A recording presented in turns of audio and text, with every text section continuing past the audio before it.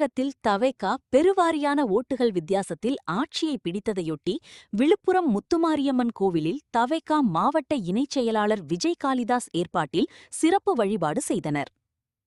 தமிழக சட்டசபை பொதுத் தேர்தலில் தவைகா 108 இடங்களில் வெற்றி பெற்று அதிகமான இடங்களை பிடித்தனர்.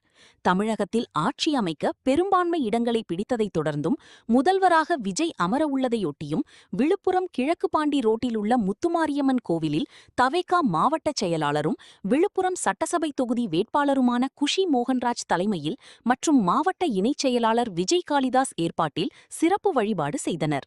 வேண்டுதலை நிறைவேற்றிய அம்மனுக்கு தவைகா நிர்வாகிகள் தங்களின் நன்றி காணிக்கையை சிறப்பு வழிபாடு மூலம் செலுத்தினர். அப்போது பொதுமக்களுக்கு இனிப்புகள் வழங்கி பட்டாசு வெடித்தும் கொண்டாடினர். உங்களுடைய செயல்கள் எல்லாமே ஒரு வெற்றிகரமாகணும். வெற்றி வந்தது பெரிய விஷயம் இல்லையே, மக்களுடைய மனசுல நீங்க ஆழமா பதியணும். எல்லாருக்கும் வாழ்த்துக்கள். வாழ்க.